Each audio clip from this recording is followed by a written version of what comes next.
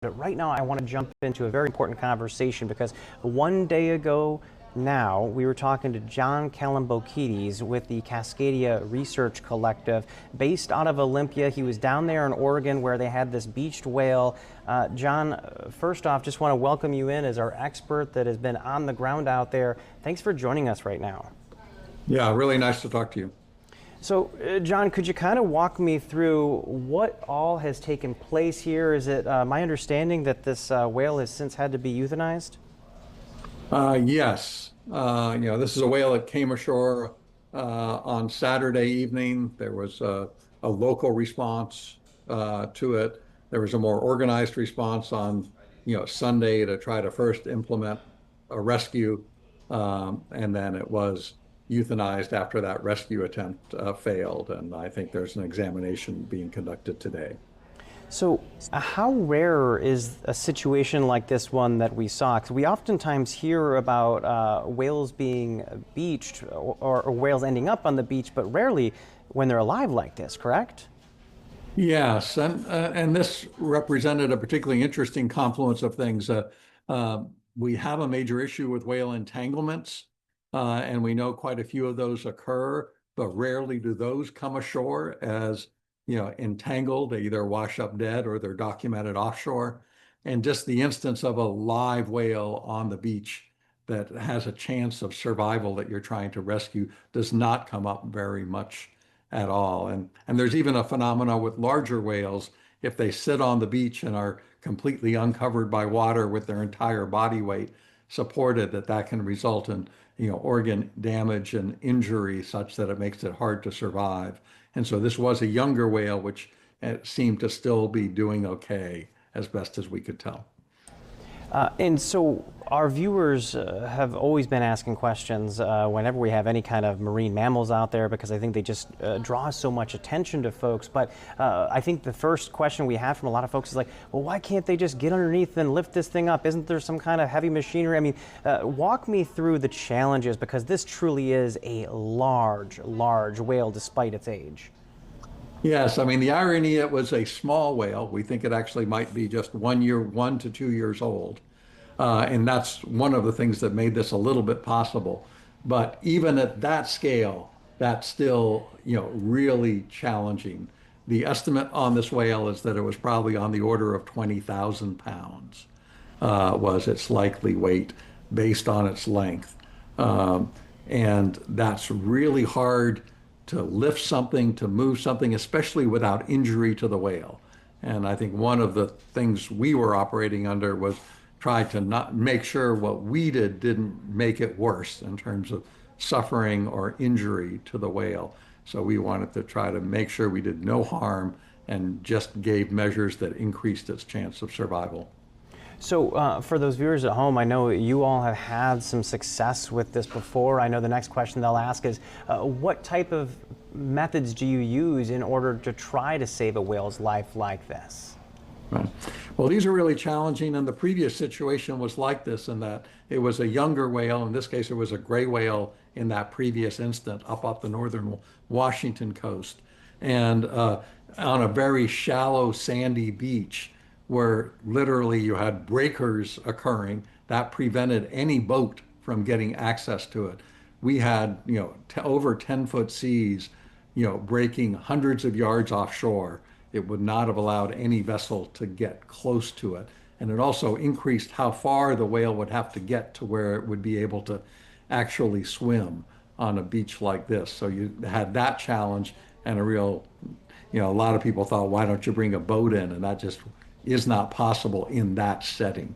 So those were big hurdles. We had these pretty big seas coming in, and it gets it gets very treacherous out there, even being near the whale between the ocean swell coming in and breaking, but also, all it takes is one motion by the whale or roll, and that can have really bad consequences for anyone that's next to it. In this attempt, what all did you guys end up doing, and what was it in the end that just didn't work out? Yeah, the strategy we employed that was successful with the gray whale, but not successful in this case, is at low tide, we set 2 anchors that were as far seaward of the whale as we could get them. And those anchors were set up with pulleys because one of the challenges is you want to pull the whale offshore. And also, you don't want to pull the whale by the tail. That can result in injury, and it's orienting the whale in the opposite direction you want it oriented. So we rigged a sling that went under the pectoral fins of this whale and then connected at the front at its head and connected that to this rope going through these offshore pulleys, then with a line coming to shore. So that way we could pull on that line. And the two things we were trying to achieve was, first of all, get the whale oriented correctly, into the seas and aimed offshore. And then, since you can't really drag or pull a whale that weighs this heavy, it would more be working with the waves and its own motions to try to take advantage of any gains and keep it from losing ground when the next wave hit it and pushed it back. So that was the goal of that effort. We were able to get that rigged successfully on arrival at low tide on Saturday afternoon and evening, and get those anchors out there. And then the high tide was in the morning. And excuse me, I think I'm off a day. I'm giving you the wrong set of dates. Sunday is when we rigged that, and it was Monday morning at the high tide that we tried to actually then implement that. And the amazing thing is we had 30, 40 people there, mostly local people that were actually pulling on this rope and generating a huge amount of force. In fact, we ended up generating so much force, it actually broke the line to one of our anchors, which, didn't kill our operations, but just showed how much force we were generating. The problem is anything in surf that's bigger, and the surf was bigger in this case than we had with our gray whale.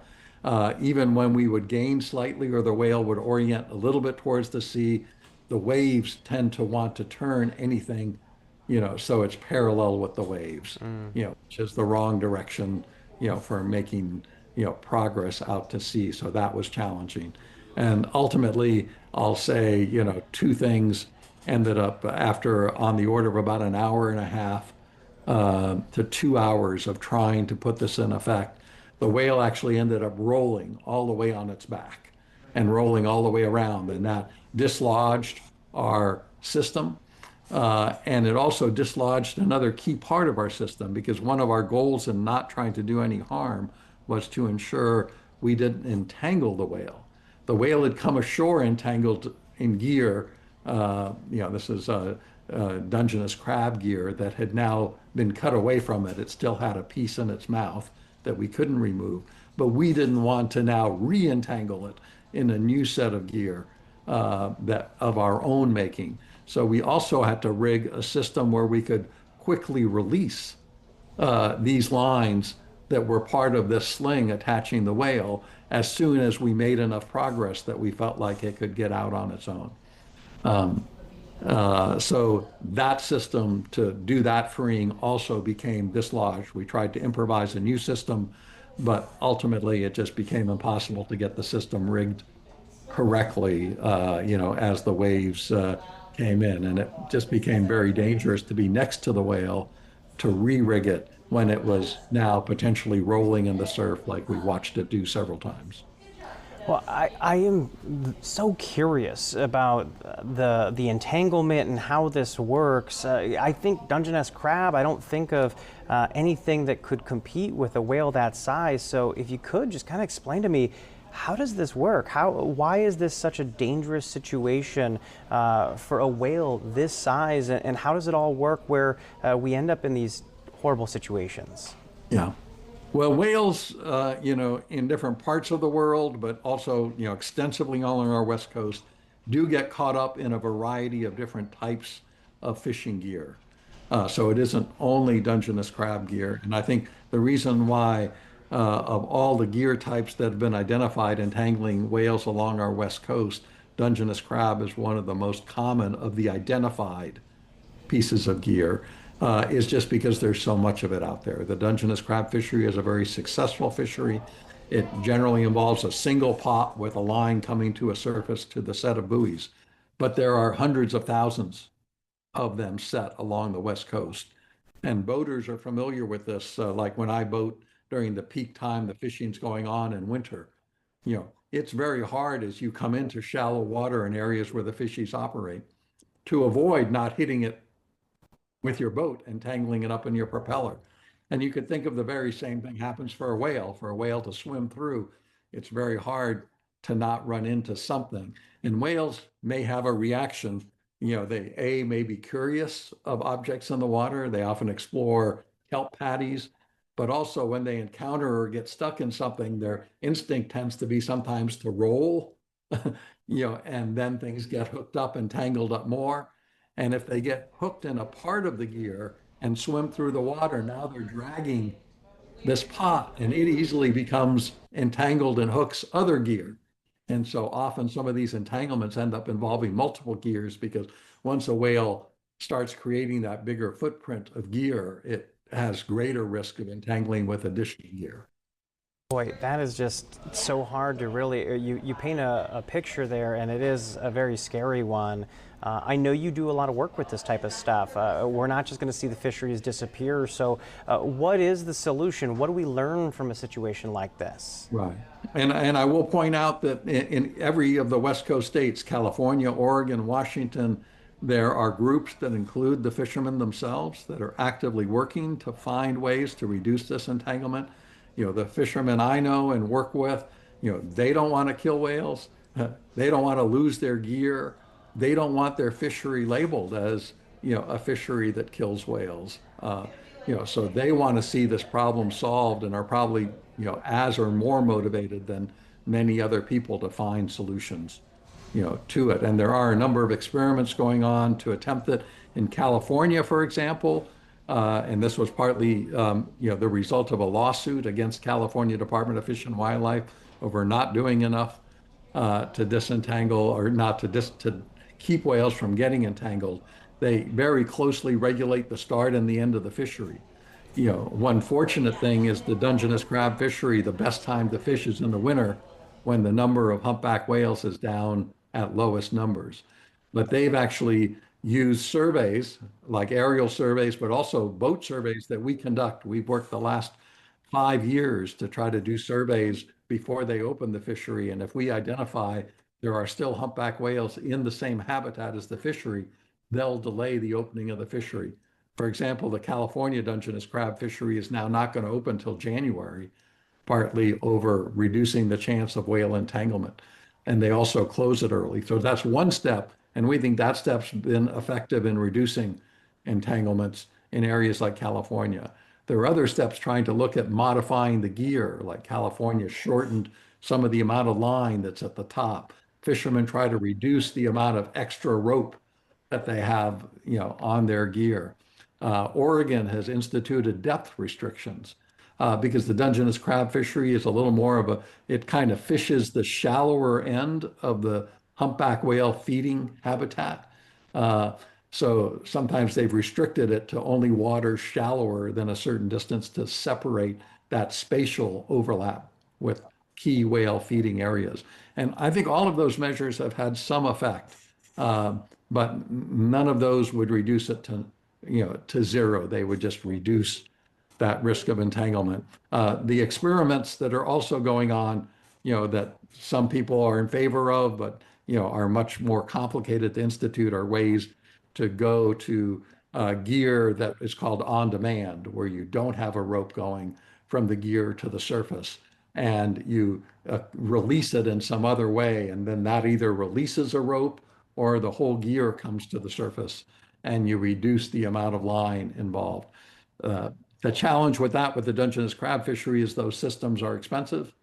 And if you have hundreds of thousands of traps being used, it's very hard to put that into effect. But there are ways to try to address that as well.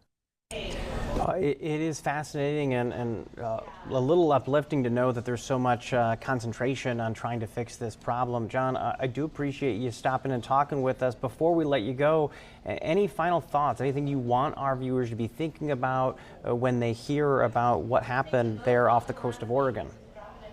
Yes, well, certainly supporting ways to reduce entanglements and, advocating that's a really important thing to do, both politically, and as you interact with, buying your fish, looking at there are apps you can look up on how sustainable is a certain fishery, so people can do that to, help make sure they're supporting sustainable fishing and not the other. I have to mention one thing right now, the main agency that funds, regulates, works on these issues, NOAA, is facing extreme funding cuts, cuts in their personnel, support for any research, support for response are all getting cut. They're going the opposite way of what we need to have a better response. And then, to the public that I know, thought we should have done better in this effort. I just want to say I agree. We should have done better, and we want to improve our techniques. Uh, we did our best with what we had available at that time, but I think I'm already taking the list of lessons we learned in this case to figure out how to do this better next time. Well, that is Cascadia Research Collective's John Kalambokides. We appreciate you taking the time to talk with us today. Yeah, thanks so much for talking to you. Really appreciate it.